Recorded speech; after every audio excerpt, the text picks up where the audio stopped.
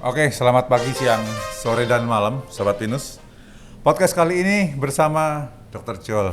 Boleh tahu nama lengkapnya nggak? Christopher Joel Win. Iya. Iya. Oke. Ada di Jakarta Timur, lokasinya di Besti Cafe and Shisha. Terus kali ini kita akan membahas tentang persiapan kesehatan sebelum berwisata. Aku manggil Joel, Dok, atau apa nih? Jul aja lah, Joel, ya, jangan oke. Dok. Jadi dia ini adalah, kenapa jangan Dok? Beda tempat, beda tempat. Iya, Ya. lagi podcast mah jangan pakai gelar-gelar Mataku gitu. di sini ada Dokter Christopher Joel, itu sangar banget. Ya, jadi dia ini adalah salah satu customer Pinus gitu ya, yang pernah mengikuti paketan ke mana aja waktu itu? Ke Pramuka, ke Tulamben. Tulamben. Kebetulan pas di Pramuka itu ada adik sama temen yang ambil open water. Oh iya. Di Tulamben. Rame-rame itu. Aku rekomen juga teman dokter untuk ambil open water di Pinus. Oke, ini kita bicara agak lebar nih konteksnya tentang seberapa jauh sebaiknya nih ya persiapan orang yang mau berwisata dari sisi kesehatan gitu. Oke. Gimana? Sebenarnya sih wisata itu penting ya. Jadi kan memang saya sebagai dokter, ada teman-teman lain yang kerjanya mungkin di kantor, ada juga yang mungkin polisi dan lain-lain. Semuanya butuh hiburan. Yep. Tapi dan nggak bisa dipungkiri Indonesia itu destinasi wisatanya banyak sekali. Jadi sangat disayangkan apabila kita tidak bisa, maksudnya kita apalagi orang Indonesia tidak bisa menikmati wisata yang ditawarkan oleh negara kita sendiri. Tapi memang karena Indonesia ini negara tropis, nggak banyak sekali lah,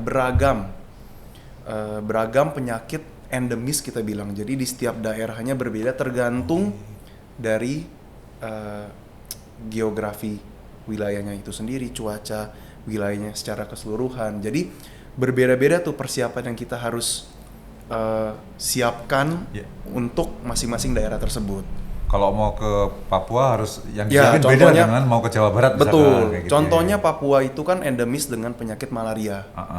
Nah, jadi persiapan itu kita harus lakukan ada beberapa cara. Oke. Contohnya kalau untuk orang awam, karena malaria itu penyebarannya lewat vektornya nyamuk, mungkin kita bisa beli baju yang lengannya agak panjang. Oh. Itu sampai yang ke simple wardrobe. dulu. Iya, Ya. oke. Kemudian bisa membeli obat-obatan pencegah nyamuk, seperti contohnya kalau brand terkenal kan Autan atau Sovel. Tapi kalau secara medis, secara kedokteran, ada obat yang harus kita konsumsi selama beberapa hari untuk mencegah transmisi dari virus itu. Obat itu sebelum keberangkatan? Sebelum keberangkatan. Berapa hari biasanya? Ada yang 3, ada yang 7, tapi tergantung dari ketersediaan obat di fasilitas kesehatan kita masing-masing. Sekarang ini di puskesmas memang seharusnya tersedia, tapi banyak puskesmas yang mungkin karena daerahnya terpencil atau belum tersedia. Nah, jadi tergantung dari jenis obat yang kita gunakan sebenarnya. Itu mungkin sering dengar obat Kina atau Primaquine, itu kan obat-obatan yang biasa kita gunakan. Primaquine baru dengar barusan. Tapi dulu waktu saya ke Papua Kina sih emang. Kina, memang yang paling terkenal itu Kina gitu. Mana Papua juga destinasinya kan indah-indah sekali ya. Benar. Dulu sempat lama di mana? Gorontalo. Iya. Kalau di Gorontalo anehnya endeminya apa tuh? Kalau di Gorontalo puji Tuhan sih endemi nggak ada ya. Maksudnya kan kalau misalkan malaria itu lebih ke daerah yang terpencil di timur. Contohnya Papua, NTT. Oh, NTT malah ini. Nggak terpencil sih ya, cuman maksudnya memang daerah yang timur. Gorontalo itu termasuk Indonesia Timur, tapi tidak setimur Papua dan tidak setimur NTT begitu. Biasanya apa? Soal yang misalkan gini, ini teman-teman dari Jakarta nih ya, mau ke Indonesia Timur. Itu mendingan ada nggak sih yang suntik gitu atau yang apa gitu? Kalau suntik, vitamin atau apa gitu? kalau vitamin kita beda inilah ya, beda ranah. Ini kan kita bicaranya spesifik untuk pencegahan satu penyakit. Oke, ya. Kayak contohnya malaria, obatnya ada. Tapi kalau vitamin itu kan lebih ke menjaga daya tahan tubuh. Nah, jadi memang daya tahan tubuh diperlukan untuk kita bisa menikmati liburan kita di daerah-daerah terpencil. Kan nggak enak kalau udah bayar trip seminggu tapi hari kelima sakit kan sayang maksudnya gitu. Jadi walaupun mau ke Bali misalkan itu ada baiknya juga mengkonsumsi Iya, ada vitamin dulu. baiknya betul. Terus pencegahan lain yang bisa kita lakukan, contohnya kalau kita, kebetulan saya kan hobi diving. Di Gorontalo itu banyak sekali spot diving dan nggak bisa dipungkiri indah-indah sekali. Tapi kalau kita pergi diving kan salah satu cedera yang kita takutkan itu kalau misalnya kita cedera karena tekanan. Misalkan kita naik terlalu cepat di dalam laut atau kita turunnya juga terlalu cepat. Nah itu biasa kita penanganannya kan dengan kita didiamkan di chamber hiperbarik, ruang hiperbarik begitu. Nah kalau jadi kayak ruangan khusus khusus yang full oksigen. Jadi tekanan oksigennya tinggi sekali untuk membuang nitrogen di tubuh kita yang terakumulasi saat kita mengalami perubahan tekanan di bawah laut itu. Nah, penting juga ketika kita pergi diving, misalkan kita mau ke Gorontalo, kita harus tahu nih di manakah fasilitas kesehatan yang menyediakan si fasilitas ini. Dan di Gorontalo sejauh ini selama saya berada di Gorontalo 1 tahun kemarin belum ada. Jadi kalau ada orang yang mengalami cedera tersebut, kita rujuk ke Manado. Dan itu kan lumayan jauh, 12 jam. Jadi paling dekat 12 jam. Iya, jadi takutnya agak kasihan aja. Jadi better selain obat-obatan, selain pakaian, selain vitamin, kita juga perlu informasi-informasi seperti yang lokasi-lokasi lokasi tadi ya. Fasilitas kesehatan terdekat. Termasuk itu juga keamanan mungkin kantor polisi gitu kan. Iya, itu juga perlu dipersiapkan sih dari sisi medisnya gitu. Oke. Biasanya perlu berapa mili tuh kalau kita ngomongin suntik vitamin lah, karena yang paling rame ini kan masih ke area Bali, Lombok gitu ya. Itu kan nggak banyak malaria misalkan. Itu untuk misalkan untuk 70 kg berapa mili vitamin? Enggak, sebetulnya kalau vitamin itu kan setiap orang, tubuh manusia itu memiliki kebutuhannya sehari-hari. Setiap vitamin, setiap jenisnya itu berbeda. Nah, jadi memang perlu misalkan vitamin C kita perlunya 1000 mg. Kemudian ada juga vitamin B yang bisa bantu kita rileks, istirahatnya enak. Nah, itu biasanya dicampurkan ke dalam satu. Bisa pemberiannya bisa via suntikan, bisa juga via infus, tapi kalau infus kan ada cairannya begitu. Tapi kalau misalkan selain infus dan suntikan, kita juga bisa minum yang tablet, karena yang tablet itu juga isinya kurang lebih sama. Nah, yang membedakan adalah rute administrasinya. Karena kalau misalkan kita bicara semua jenis zat kalau kita masukkan ke tubuh kita, kenapa di rumah sakit kita pakai infus kan? Karena bioavailabilitasnya lebih tinggi.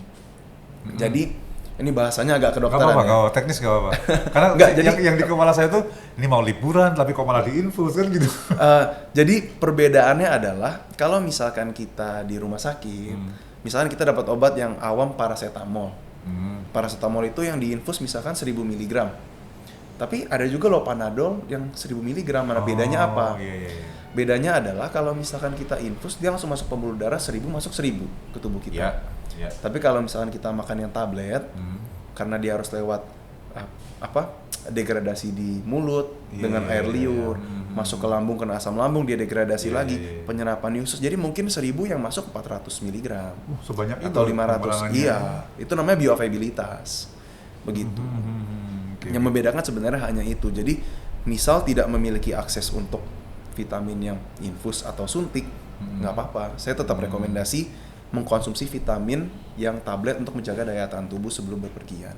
Iya. Misalkan nggak sempat ke rumah sakit, nggak sempat gitu, betul. Minimal memang harus di booster dulu ini badannya ya. Iya, betul. Ada nggak anjuran tentang makanan yang dikonsumsi yang banyak mengandung vitamin-vitamin yang dibutuhkan tadi? Oh, kalau makanan sih sebetulnya bukan hanya tentang vitamin, Mas Oik. Tapi kalau makanan tentu rekomendasinya adalah 4 sehat 5 sempurna. Malah sekarang terbarunya 4 sehat 5 sempurna 6 seimbang. Jadi yang penting itu bukan banyak dimakan banyak dimakan tapi semuanya seimbang.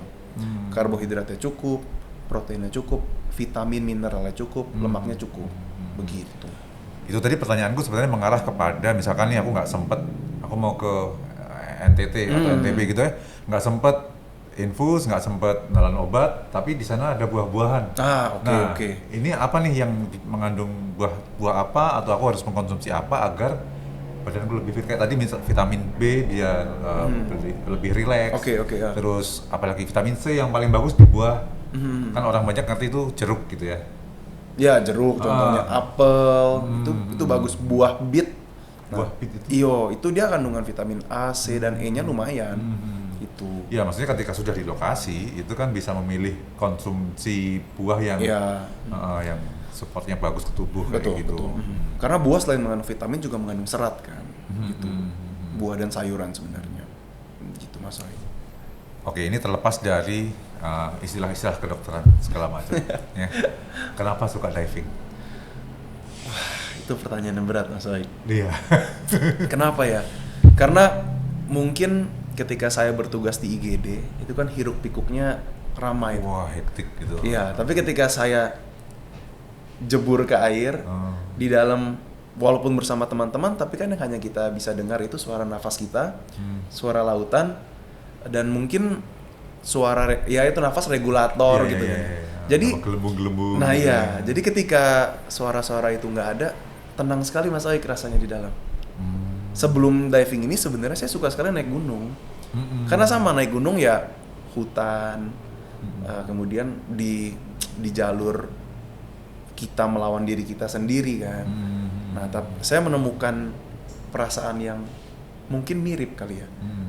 Tuh, dan sekaligus mencoba hal-hal baru aja. Karena wah ternyata saya kira keindahan itu ya gunung tuh indah sekali, tapi ternyata ketika saya masuk ke wisata laut Indonesia, wih, ketagihan sih. Ketagihan.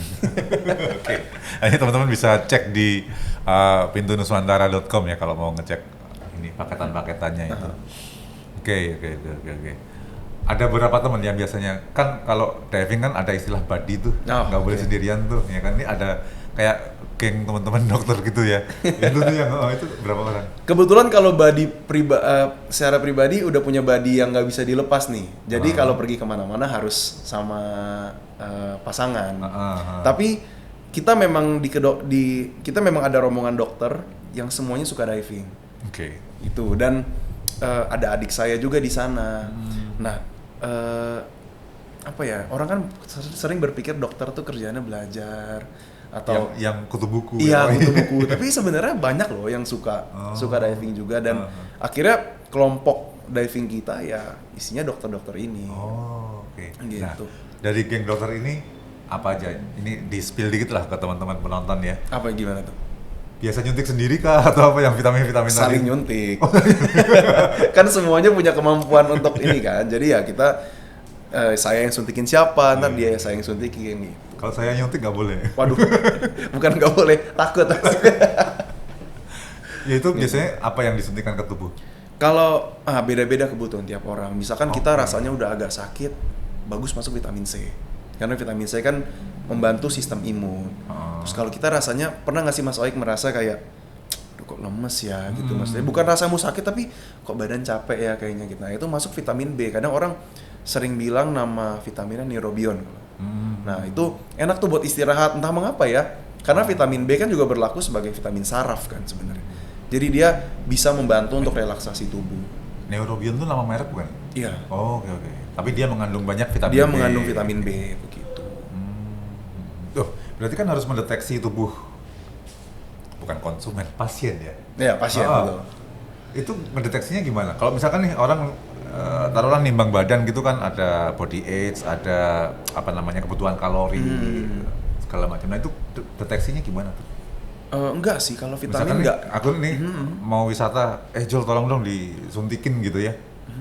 Kan pasti nanya balik kebutuhannya vitamin A, C atau apa gitu, B. Kalau misalkan aku dan rekan-rekan dokter bukan diagnosa. Kalau itu istilahnya cuma kebutuhan aja kan. Enggak, sok tahu banget. Sok pengen menyeimbangkan bahasa teknis malah. Enggak lah, tapi kalau misalkan kita berpergian, kita tuh punya racikan yang namanya immune booster. Nah, jadi itu memang udah istilahnya sesuai dengan kebutuhan minimal setiap orang. Karena selain bertumpu dengan berat badan dan usia, vitamin itu sebenarnya kalau kebanyakan dia berbeda dengan obat, Mas Oik. Yeah. Kalau obat itu kan kalau kita kebanyakan atau kelamaan makannya ada efek samping. Tapi on the other side, vitamin itu kalau kebanyakan lebih cenderung dibuang lewat urin. Jadi better safe than sorry lah Iya, gitu. Jadi ya udah kita masukkan aja, badan kita pakai yang dibutuhkan, mungkin kalau ada lebih ya mau nggak dibuang gitu. Tapi kalau obat dia Ya kalau obat kan memang Merusak. ada beberapa obat yang ada ketentuan minumnya berapa lama. Kita nggak bisa sembarangan seperti contohnya obat anti radang. Kan orang-orang kadang kalau batuk, pilek langsung masuk obat anti radang gitu. Iya, Padahal iya, sebenarnya obat anti radang adalah obat yang salah satu obat yang menurut saya pribadi efek sampingnya lumayan banyak sih. Gitu. Jadi kalau bisa penggunaannya kita atur sesuai dengan dosis, sesuai dengan berat badan gitu. itu kalau di bungkusan kaplet-kaplet itu yang lingkar biru itu ya. Ada yang lingkar biru, ada yang lingkar merah. Tapi kalau lingkar merah kan sudah terhitung obat keras kan. Obat keras. Iya. Kalau lingkar biru ya perlu pengawasan. Itu yang radang tadi masih Iya. masuk lingkar biru berarti. Ada yang biru, ada yang hijau sih sebenarnya. Oh. Jadi tergantung obat yang kita konsumsi aja. Waktu itu malam-malam pernah nyuntik Mas Aris di lokasi. Itu kayak yang gitu. Semetal ini kah? Bener-bener di depan kafe waktu teman-teman kalau lihat podcast di Sorasa yang warnanya orange itu, ya kan? Itu apa yang kamu suntikan? Itu adalah bukan hormon ya, asam amino. Yep. Itu penyuntikan asam amino yang berfungsi untuk meningkatkan metabolisme lemak. Oh. Gitu. Jadi istilahnya kalau orang-orang yang memang berniat untuk menurunkan berat badan, ada asam amino yang bisa kita fungsikan untuk meningkatkan metabolismenya asam lemak. Jadi karbohidrat dan proteinnya tidak terlalu terganggu. Karbohidratnya bisa fokus untuk untuk energi kita sehari-hari. Proteinnya itu kita buat misalkan regenerasi sel yang rusak, regenerasi otot, begitu. Asam amino waktu itu berapa mili? Itu 1.200 mg. Dan tiap orang beda-beda ya ini. Beda-beda, ada perhitungannya itu. Nah, itu ngitungnya kenapa Mas Aris dikasih 1.200? Kita lihat dari porsi latihannya Om Aris, kita lihat dari usia, kita lihat dari berat badan. Kalau misalkan saya kasih 1.200 tapi ternyata porsi latihannya sedikit, yang ada malah nanti gini, kalau misalnya saya kasih 1.200 misalkan terbakar 10 poin. Tapi itu ketika kita istirahat. Tapi ketika kita kasih 1.200 pasiennya berolahraga bisa kebakar sampai 50 poin.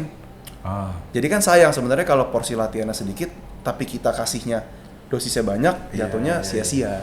Iya. Begitu Mas Wai. Oh, menarik banget ya teman-teman. Ini Menarik dan bikin pusing. karena ya maksudnya mau liburan pun ternyata memang harus mikir kesehatan gitu, karena sangat nggak enak ketika udah nyampe lokasi tahu-tahu meriang. Betul. Terus kita cuma dapat foto-foto dari teman-teman yang sehat kayak gitu. Sebetulnya yang paling harus ditekankan adalah kesehatan itu bukan semata-mata mengobati, tapi mencegah dan maintain kondisi sehat itu juga termasuk loh dalam kesehatan. Begitu. Ada anjuran nggak buat teman-teman untuk Ya, memaintain tadi? Ya anjurannya yang pasti yang pertama makan seimbang, gizi seimbang dan cukup dan seimbang. Yang kedua harus tetap beraktivitas fisik. Mau nggak sempat gimana pun tetap kita harus menyempatkan diri untuk melakukan aktivitas fisik intensitas minimal ringan lah. Seperti contohnya jalan keliling komplek. Minimal setengah jam gitu ya. Kemudian selain makan cukup, berolahraga, jangan lupa berjemur. Karena cahaya matahari itu manfaatnya sangat banyak. Tuhan udah ngasih vitamin gratis ya kan. dan tubuh kita kan cuma satu ya, kita masing-masing nggak punya cadangan toh. Gitu. Oke. Aku mau dengerin cerita soal Gorontalo dong. Kita agak geser lagi nih topiknya. Gimana? Di Gorontalo waktu itu kan rata-rata penyakit apa yang banyak ditemui? Kalau di Gorontalo penyakit apa ya? Di sana penyakit paru lumayan banyak. Penyakit paru tuberkulosis tuh lumayan banyak. Kemudian penyakit gizi juga banyak yang gizi yang kurang. Dan memang nggak bisa dipungkiri, masa with all due respect ke Gorontalo dan rekan-rekan saya, teman-teman semua di Gorontalo, karena mungkin tingkat edukasinya masih rendah, jadi kesehatan lingkungan, kebersihan, higienitas itu masih kurang, terutama di teman-teman yang istilahnya rumahnya masih bersusunan dan lain-lain gitu. Waktu berapa tahun? Setahun ya? Di Satu sana? tahun, satu tahun. Itu banyak nggak tamu-tamu yang berwisata ke Gorontalo? Banyak banget. Malah jadi sebenarnya ceritanya lucu juga, Mas Oi. Saya di sana 1 tahun dan puji Tuhan salah satu pengalaman diving yang paling menarik adalah saya ketemu ikan paus orca. Yang bintik-bintik itu bukan? Bukan, yang hitam matanya putih. Oh orca ya. Orca. Hitam putih. Nah, saya ketemu ikan paus gitu. orca di sana dan ketika saya berangkat ke sana level saya masih advance open water. Jadi lock dive juga belum banyak, tapi tiba-tiba dari yang saya biasanya diving di Jakarta, dalam arti wisata lautnya nggak sebagus Indonesia Timur ya, itu tiba-tiba disuguhkan dengan koral yang begitu bagus, ikan-ikan pelagik yang besar-besar, dan ada orca. Wah, itu kan saya kaget banget. Terus tapi wisatawan itu malah banyak kan asing. Oh, nah gitu.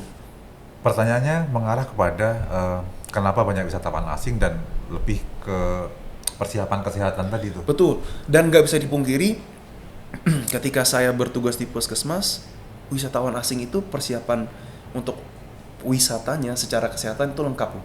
Jadi mereka bawa buku vaksin. Ada vaksin rabies, vaksin apa, dan kalau saya sih paling sering melayani vaksin rabies di Gorontalo, terutama di puskesmas, karena memang vaksin rabies itu diatur oleh dinas kesehatan setempat di sana. Nah, jadi mereka itu vaksinnya, misalkan vaksin pertamanya di Perancis misalkan, vaksin keduanya boosternya di di Gorontalo. Bisa tuh ya. Dan mereka punya log vaksin itu kan gabungan semua vaksin kan. Nah, saya lihat tanggalnya, dia misalkan mau berangkat ke Indonesia bulan Juli, itu semua bulan Juni tuh, jadi dilengkapi dulu vaksinasinya. Ini yang harus dicontoh sama. Betul. Nah, itu adalah tendensi yang mungkin saya lebih jarang temukan di teman-teman di Indonesia.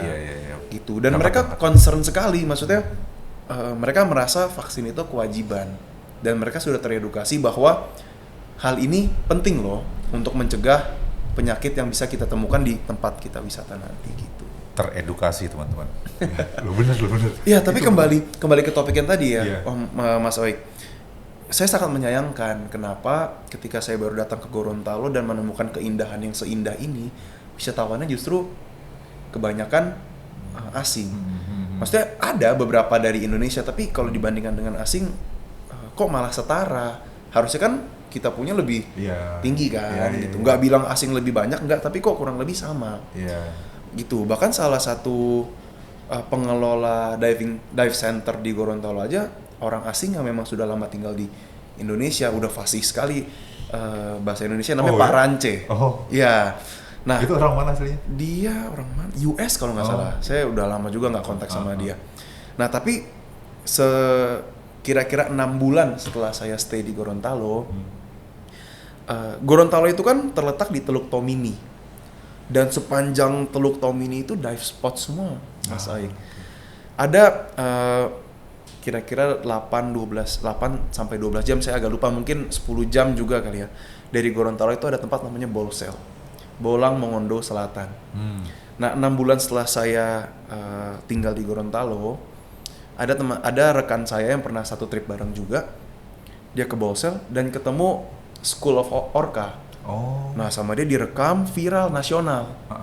Mungkin kalau Om Oik pernah lihat yang di Volcative ada, USS Feed ada, itu dia dapat footage yang sebagus itu.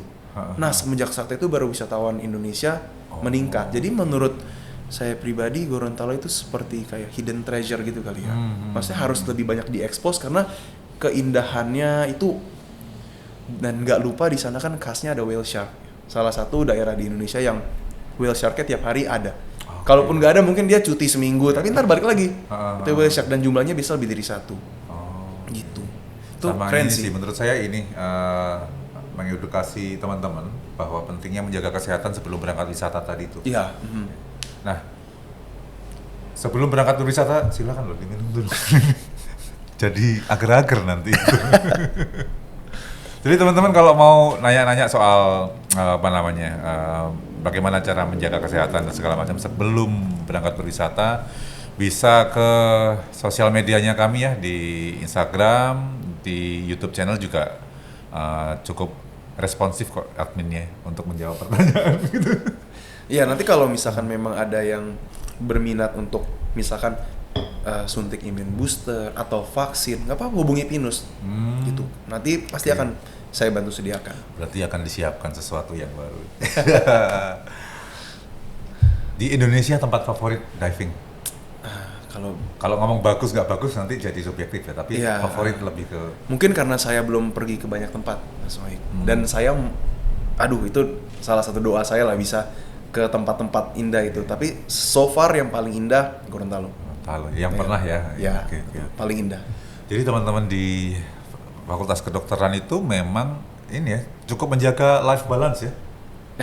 Karena ya loh, maksudnya mereka kan kerjanya tuh terima keluhan, bener gak sih teman-teman? Ya kan? Dok, saya begini, puji Tuhan saya tuh kemarin udah sehat, jarang banget yang kayak gitu. Datang dengan keluhan dan itu harus mereka dengerin, mereka harus nyari solusinya. Jadi obatnya kalau nggak naik gunung, nyelam ya. Ya tiap orang beda-beda lah. Remedinya tiap orang beda-beda. Ada yang mungkin remedinya di rumah, istirahat. Tapi ya buat saya pribadi, mencari suasana baru itu penting. Ada satu temen tuh yang remedinya dia mengkurasi makanan. Dia ikut diving juga waktu itu ya. Nanti bisa kita undang lah ya. Ada tuh food blogger gitu. Seru. Oke, ada anjuran, saran atau apa itu buat teman-teman agar mereka bisa menyiapkan diri seperti turis-turis di Gorontalo tadi tuh. Sampai punya log loh. Sebetulnya Mas Waik, semua anjurannya kita udah ngobrolin dari tadi. Cuma mungkin kalau saya boleh memberikan sebuah kalimat sebagai benang merah, Mas Waik, jangan sampai kesehatan itu menjadi permasalahan kita ketika kita mau mengeksplor hal-hal yang mau kita eksplor. Nggak harus berwisata loh, mau jalan-jalan, misalkan cuman mau ke mall aja. Kan kalau kita mau ke mall santai, kalau kita badannya nggak enak kan sayang. Jadi pencegahan, kemudian maintenance kondisi tubuh kita yang bagus itu penting. Dan menurut saya pribadi itu jauh lebih baik dibandingkan dengan mengobati. Mencegah lebih baik daripada mengobati. Gitu sih. Itu closing yang bagus, yang saya tunggu sebenarnya. Pancingan saya berhasil. Tapi keren. Oke. Teman-teman Sobat Pinus, kayaknya udah cukup ya. Aman. Ini kita perlu menghargai waktu teman-teman juga gitu. Siapa tahu mereka jadi pikir, iya juga ya, kok gue gak pernah mikirin itu sebelum berangkat wisata gitu. Oke teman-teman, ini kami punya Imani. Gambarnya adalah Jul lagi diving di mana nih? Di Boga ya, di Tulamben. Ya. Ini sudah ada isinya, jadi silakan. Saya terima kasih Om Moi. Jadi gitu ya asiknya teman-teman, kalau Mama Pinus bisa custom loh itu. Nggak ada yang nyamain. Iya loh, astaga, ini foto saya ya. Oke lanjut, terima kasih.